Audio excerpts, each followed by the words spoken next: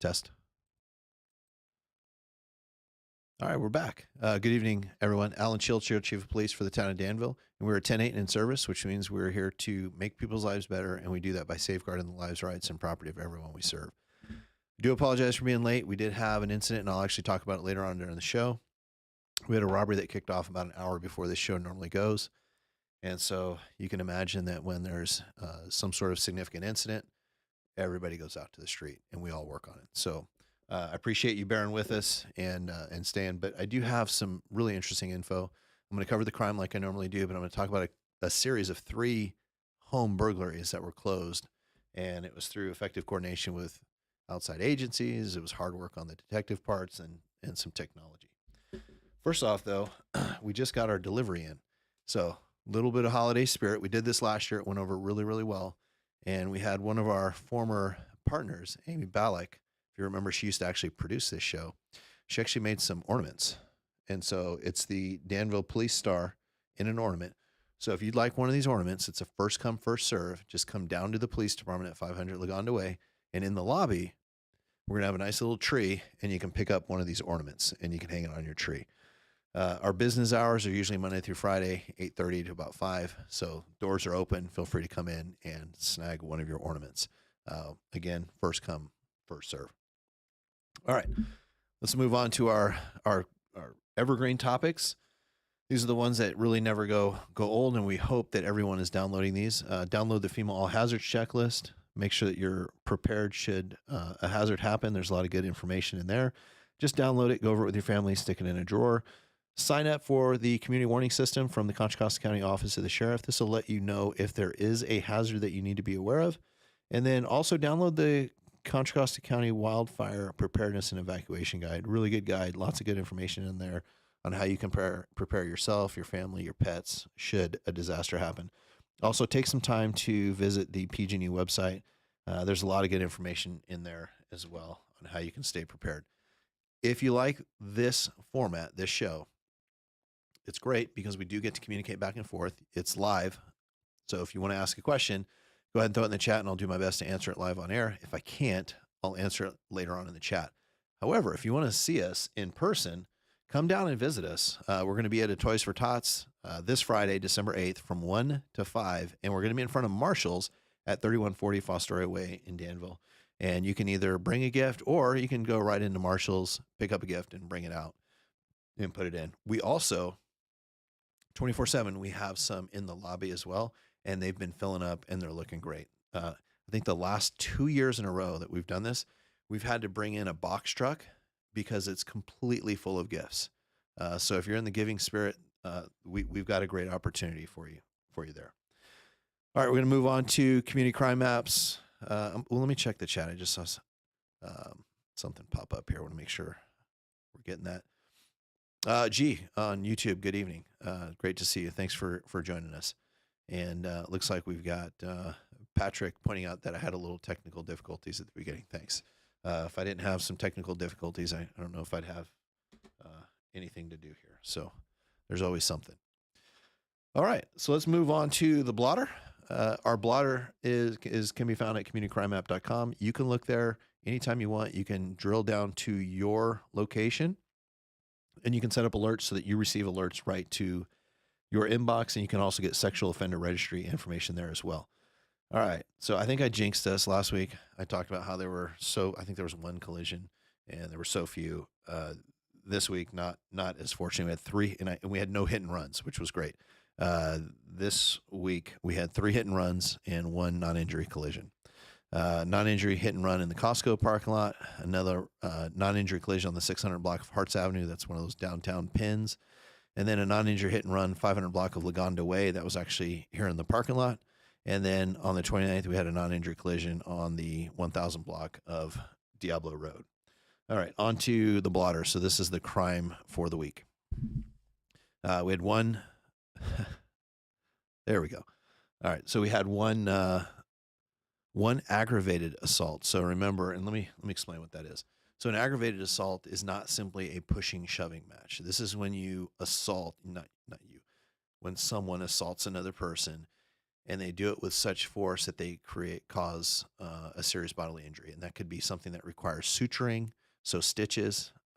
It could be where someone loses consciousness, a broken bone, those sort of things. So it's not a simple battery. These are significant batteries, and we don't get very many, although this year we've seen a rise in those batteries. So on that, so we had 1 aggravated assault, 1 burglary, and 3 thefts. So on the 27th, we had personal property that was stolen from a customer at a lounge on the 300 block of Harts Avenue. On the 28th, we had 2 persons that broke into a home via the rear slider of a home on Doral Drive, and I'm going to amend that. We actually have 2 burglaries, not just the one. So we had 1 burglary on the 28th, and then we'll get to the other one on the 2nd. On the 29th, we had a theft of property from a business on Holbrook Drive, and then our second burglary, and this was caught on camera, December 2nd, we had 4 persons who broke into the home via the rear slider on Jillian Way. And then on the 2nd, we had 2 men that battered a man causing serious injury, and that was at a lounge on the 300 block of Harts.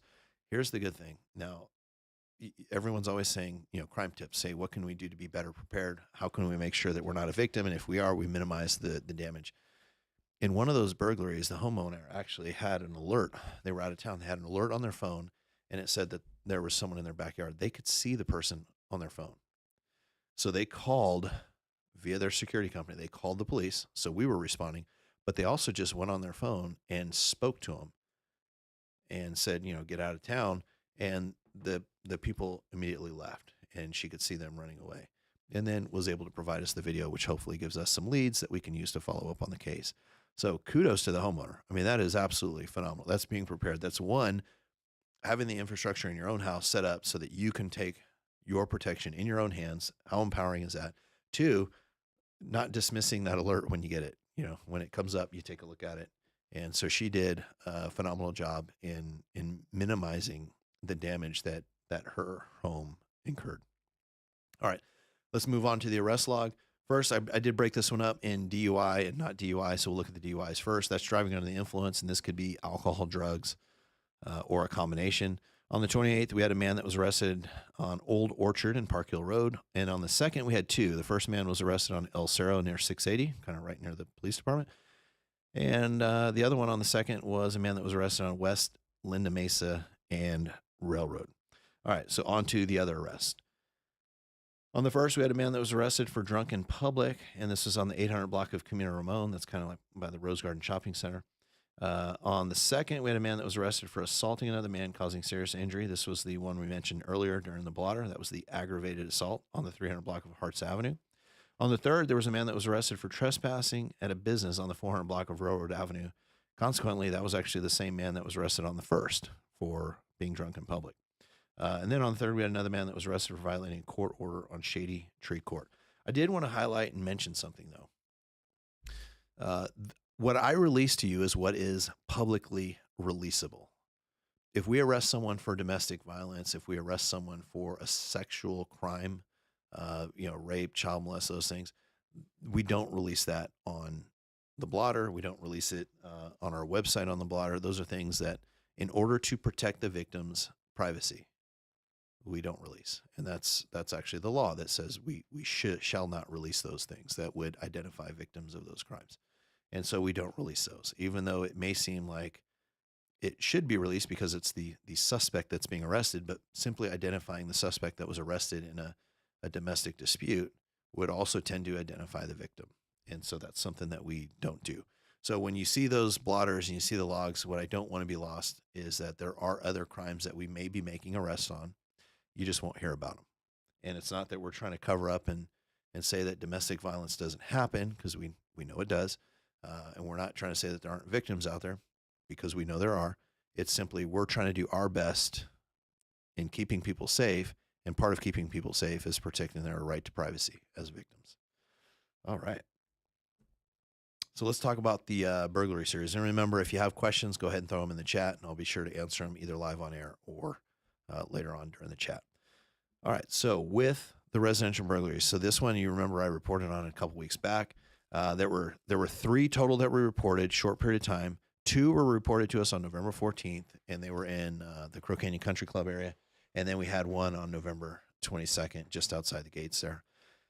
We used ALPR to help us locate the vehicle, but the real work was done by our Danville detectives, and frankly, it was the Moraga PD detectives that just blew it wide open. And they had a lot more cases in Moraga. They already had some good leads, and combined that with our information, and we were able to correlate our cases. Ultimately, Danville detectives wrote an arrest warrant and arrested the suspect. After arresting the suspect, they went to the Contra Costa County District Attorney's Office, and with Moraga PD, they were able to file 12 counts of burglary and 1 count of possession of stolen property. And that man is still sitting in jail on $590,000 bail. So great job. But I'll tell you, and what's not on that slide and what I didn't talk about earlier, we can't identify suspects. We can't find leads if you're not giving us good information. And so what I'm happy to say is in these cases, we had very tight time frames. We had, in some cases, we had video, and it could have even been neighbor video. It's not always the victim's video that is the most useful. Sometimes it's the neighbor down the street that identifies the car. Then we take that information and put it into our ALPR system, and we're able to identify it.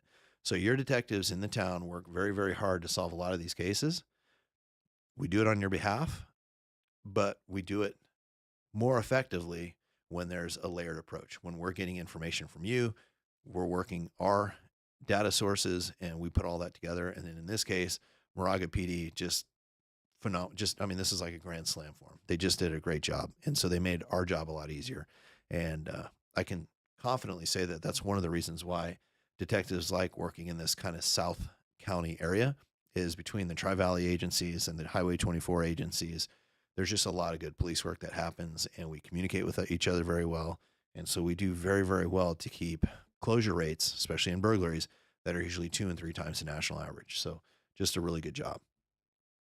All right, on to why we were actually late tonight. We did have a robbery. This was a strong-armed robbery. It was not an armed robbery. This is when someone uses force or fear to take property from another person. It happened today on December 6th at about 3:53. I put the military time up there, but it was about 3:53 p.m.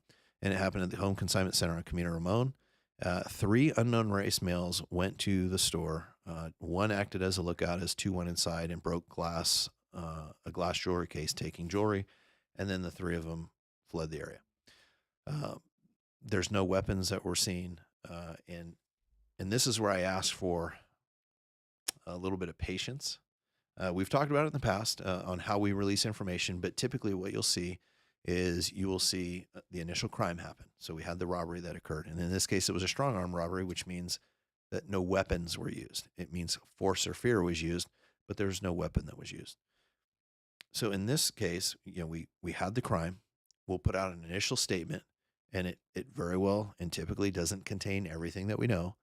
And then we will work really hard to investigate the case. What we don't do is we don't push everything out there because we don't want to compromise the integrity of the case. We know, as the police, that we work, and you saw the Pelian principles, right? Pelian principle number 7 says the police are the public and the public are the police. It means we're all working this together. But in this particular case, our detectives, our officers, myself, we're all working on behalf of the people that were victimized. And what we don't want to do is we don't want to compromise the case just to release information out to the public. If there is an incident where maybe we believe someone is still in the area and maybe there's a threat to the public or there's a public safety issue, certainly we're going to put that information out.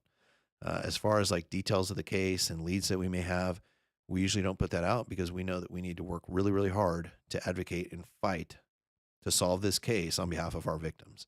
And I do not ever want to sit in front of a victim and say that we dropped the ball on your case because we released information to the public and it made it harder to solve your case. So that we don't do. And so that's where, to everyone else, that's the public that wants to know. That's where I ask for a little bit of patience and understanding that, we do put information out there, but there is a limited scope of what we do put out there. All right. Again, this is a great platform. We get, and Patrick, you're saying I'm frozen. If someone could jump in the feed, because I'm looking at our monitor feed and it looks like it's not frozen. But if it's still frozen, let me know. If it's not, let me know that too. So if someone can give me a thumbs up that we're not frozen. What this platform is good for is it gives us an opportunity to connect every week, but it doesn't give us an opportunity to connect in person. I was actually at the mayor's installation last night. Really great event. Our outgoing mayor, Mayor Storr, he was celebrated for his year of accomplishments, and then we welcomed in our new mayor, Mayor Karen Stepper.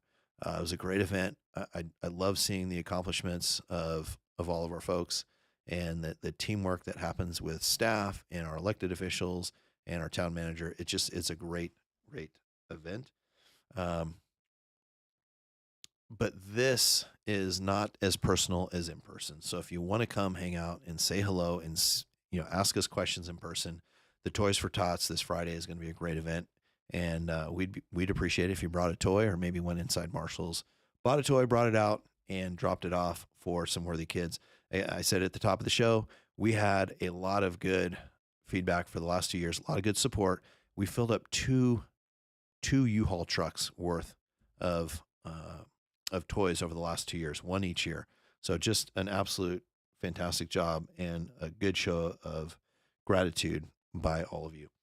Make sure you're signed up for a community warning system, download the Wildfire Preparedness and Evacuation Guide, and then visit the PG&E website to make sure that you're aware of some of the information they have there, really good information on how to be prepared, and then download the FEMA All Hazards Checklist. Links for all that's in the description. All you have to do is scroll down, click it, and you'll have it all. All right, that is all I have. I'm going to check the chat just real quick to make sure there's nothing in there. Appreciate all of you joining us. Appreciate the patience. I know I'm late, and those watching afterwards, I appreciate you watching us afterwards. We are 10:10, which means we're off duty, but we're always 10:8 and in service to all of you. Have a good night, Danville. Goodbye.